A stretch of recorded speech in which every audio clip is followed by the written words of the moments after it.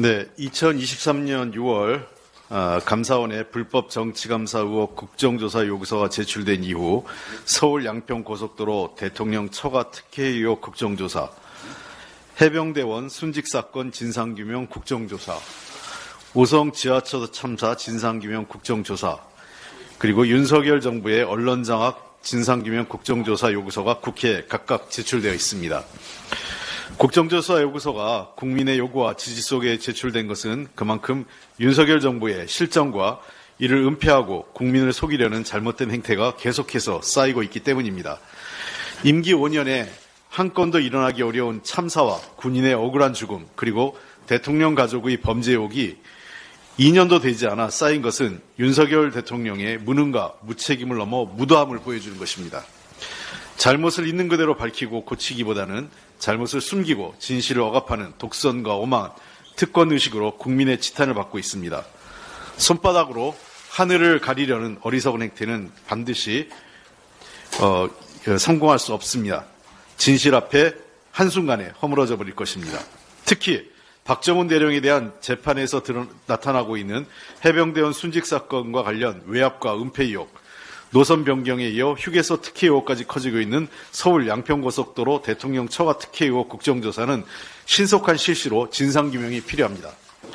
한동훈 비대위원장의 취임사는 대통령의 잘못에 대해 직언하고 이를 바로잡을 것이라는 기대를 주었습니다. 한동훈 위원장은 법무부 장관 시절 누구도 법 위에 있을 수 없다라는 발언을 남긴 데 이어 비대위원장으로서 국민들께 합리적인 비판을 하시면, 국민들께서 합리적인 비판하시면 미루지 않고 바로바로 반응하고 바꾸자, 정말 달라지겠다고 약속드리겠다 말씀을 했습니다. 적극 동의하고 옳은 얘기입니다. 그러나 지금까지 국민과 야당에는 공격적이지만 여당을 위기에 빠뜨린 장본인인 대통령과 부인에 대해서는 여전히 굴종적인 모습을 보여 국민들을 의아하게 하고 있습니다.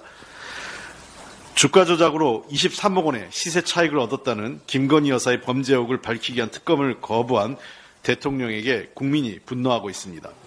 서울 양평고속도로 특혜 의혹과 해병대원 순직 사건 진상규명을 위한 국정조사를 조속히 실시하라는 것이 국민의 뜻입니다. 더불어민주당은 이미 국회의장에게 국정조사위원 명단을 제출하는 등 국정조사 실시를 위한 준비가 다 되어 있습니다.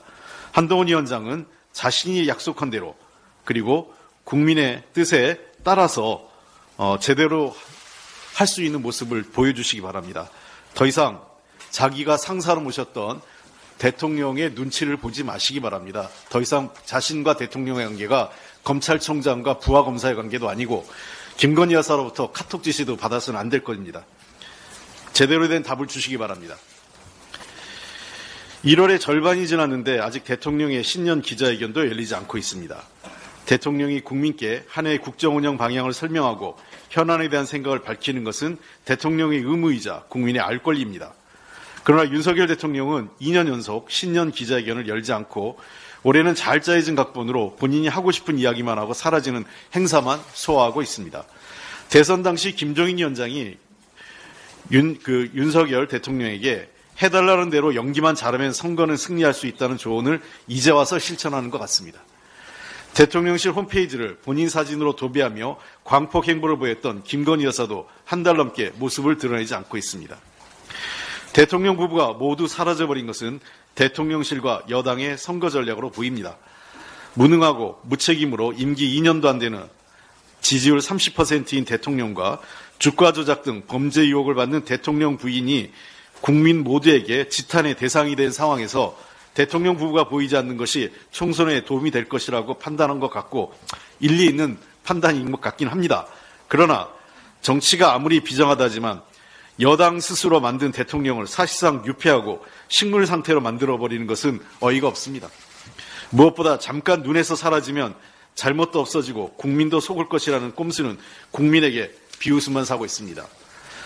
이 와중에 한동훈 비대위원장은 전국을 다니면서 사실상 한동훈 대통령이 신년 인사를 하는 것 같이 활동하고 있습니다. 대통령이 바뀐 것 같습니다.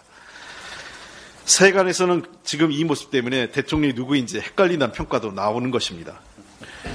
한동훈 비대위원장은 민주당이 이미 법률안으로 발의한 정치개혁안을 강조하는 등 좋은 행보 보이고 있습니다.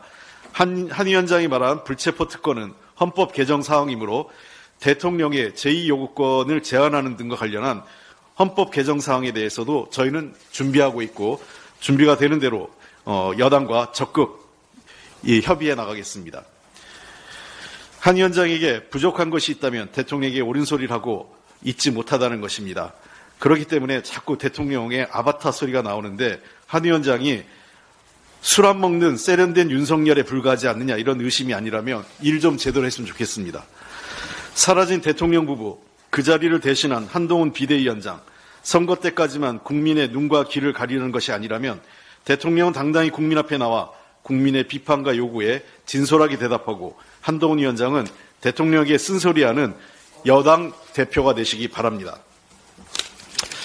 한 가지만 더 하겠습니다. 검찰 수사심의위원회가 이태원 참사 주요 책임자인 김강호 서울경찰청장에 대한 기소를 권고했습니다.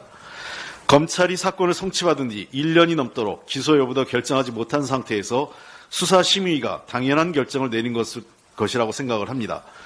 늦었지만 다행이지만 그럼에도 불구하고 너무 늦었습니다. 검찰이 지금까지 이로 인해서 이태원 사건의 진실을 밝히는데 지연된 것은 검찰의 책임이 큽니다.